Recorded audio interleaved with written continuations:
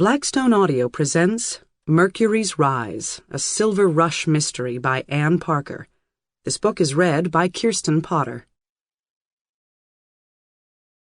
Learning is like Mercury, one of the most powerful and excellent things in the world in skillful hands.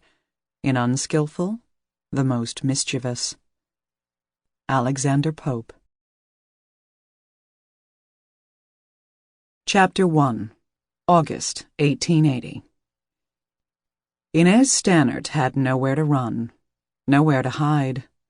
Since she couldn't escape the purgatory that was the confined and crowded stagecoach, Inez tried to let the droning voice of the man seated across from her wash over like the water in a mountain stream. But Edward Pace, Boston businessman and investor questing after yet more wealth in the West, went on and on. His monologue was interrupted only by the occasional screech from one of his 3 children, pushed beyond endurance by the heat, the cramped quarters, the dust, or punctuated by the muffled shout of "G'long!" or "Hup!" from the coach driver on the seat above them.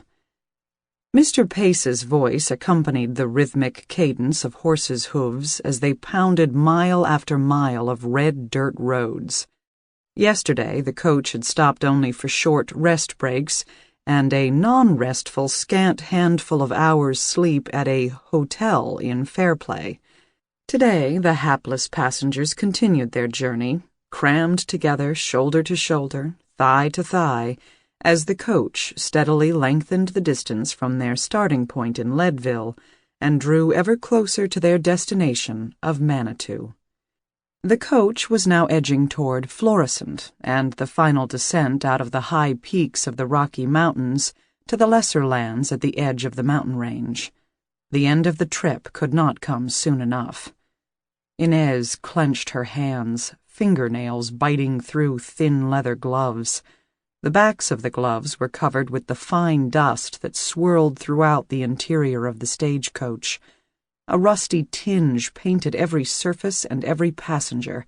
Inez, her friend and traveling companion Susan Carruthers, the Pace paterfamilias, his wife, their 3 children, and the unintroduced nanny.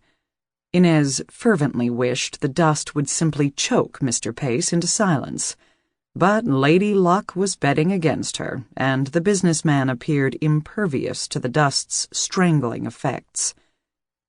Behind Inez's traveling veil, which had proved almost useless Sample complete. Ready to continue?